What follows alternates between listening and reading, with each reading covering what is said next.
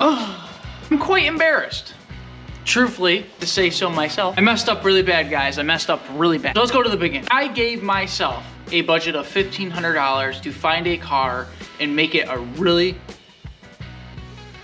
I gave myself a $1,500 budget to go and find a car and make it cool as a bitch. I've done it multiple times before, so I know what I was getting myself into. Running or not, you know, whatever. Because if you go out of these dealerships, these local dealerships around me, you're not finding a cool like Corvette Camaro for anything under 40 grand, which is ridiculous, saying that if you want to go have fun with a car, you have to go spend that much money. Even let alone if you go on Marketplace, you find the most delusional people on the planet Earth on Marketplace. Tell me I'm wrong. About a year ago, I knocked on this woman's door. This was sitting in the driveway. I'll show you a picture right now. This was it sitting in the driveway for roughly 10 years. I didn't know this at the time. It looked like it's been sitting for a while. But I knocked on the door, no answer, and left the note on the door. Coincidentally, when I started making this video with the $1,500 budget, this woman called me back, and I went to go look at the car the first time and was very interested, and I wanted the car. I was dead set on it until something happened in my life personally. I couldn't take the car at that time. So then a month or two later, I finally was able to get the car again, had another chance. So I went and purchased this car for $500. Plan was to get the car and do all this cool stuff to it, film everything, because one thing I regret in my life, I'm 24 years old. This would be my 19th vehicle. Yes, my 19th vehicle. I almost have one car for every year I've been alive. 19 vehicles though. In all those 19 vehicles, I have filmed 2 of them rebuilding them, including my van, also the Cutlass that I bought back in springtime. This car was different to me. I wanted to do something really cool. Something I've always wanted to do even since I was a kid. You had to fucking ruin it. I'm telling you, I detailed this car. It was disgusting. There was dead mice in the interior, sawdust, all the food containers from like a decade ago. Just gross ass stuff in the back of this car. I did the paint, I painted the whole car, the silver, the red, with the red pinstripe, if you know where I'm going for. Got it running really good, running and driving. I literally was driving it yesterday, just doing burnouts up and down the road. And yes, this is a 350 small block, and I did the numbers on it. It came back to a Target 350. I'm not too familiar with them, but I know they are a crate engine that you could buy. I don't think it's anything like 400 horse or anything, but it's definitely over 2.25 horse, which is fine with me. I don't need 1,000 horsepower. But anyway, besides the point, this car was going to be the, whoa, you know, like Dale, you know, like Jonesy really showed me how to do something, showing us how to like make something really cool with no money at all, little to no money. Cause this, right now, I only have $550 in due right now. I'm not including title and registration fees and insurance fees. I'm not including all that because that's with every car.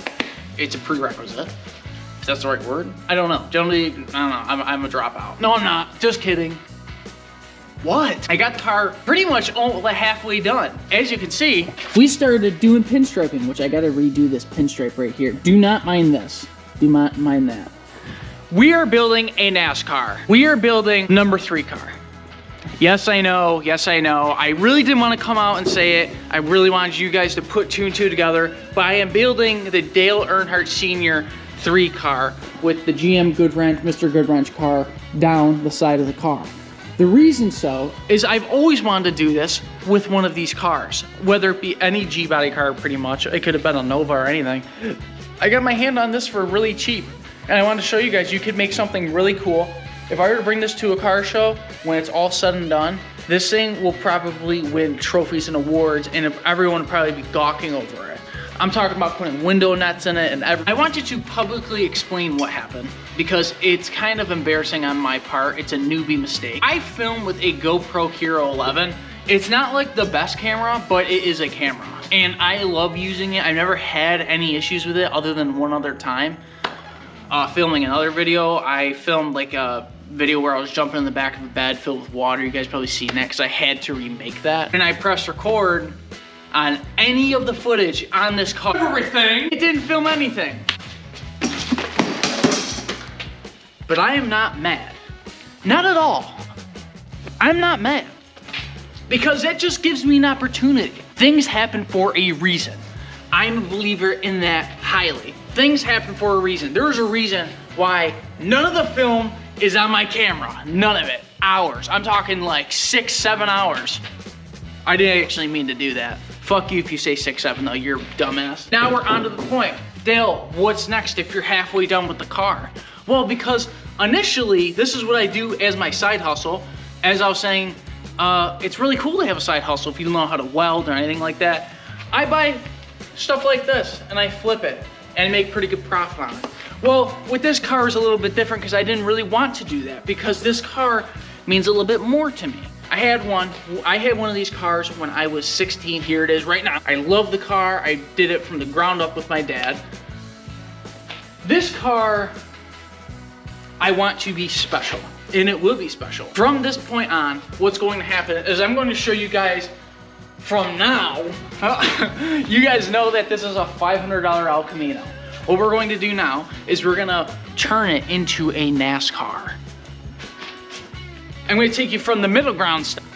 Also, it's kind of funny because when I got this car, I got it running really good and all that shit, but the ignition in here was stuck really bad. It's right over that chrome piece right there.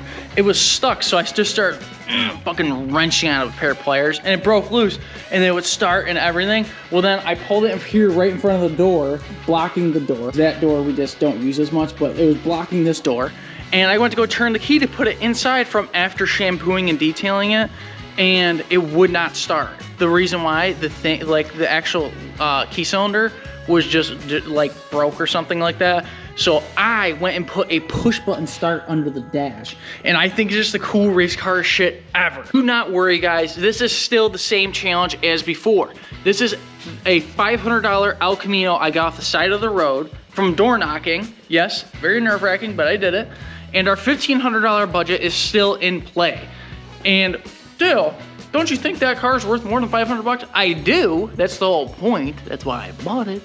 But because I don't like buying things that I can't resell, God forbid something did happen. I don't really want to get rid of this thing, but if I had to, I want to be able to. I mean, guys, we got some rust reduction race equipment back here. See?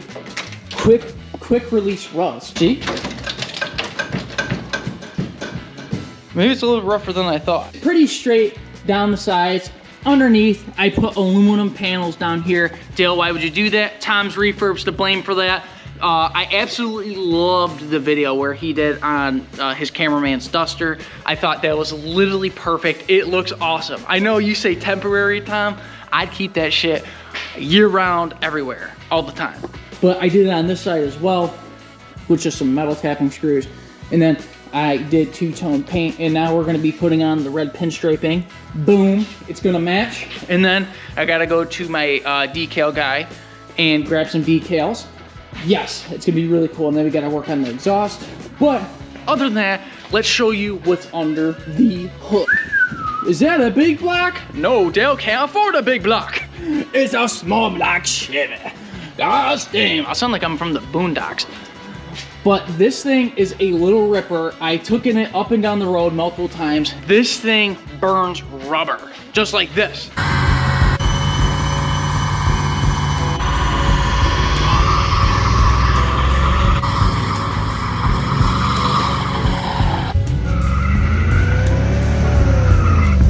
Does rolling burnouts. I really do gotta put a posi in it though, because it is just a one tire fire at the moment, and I do not like, once you have a posi, you will understand. It is just a little 350 Chevy small block, nothing crazy done to it, I think.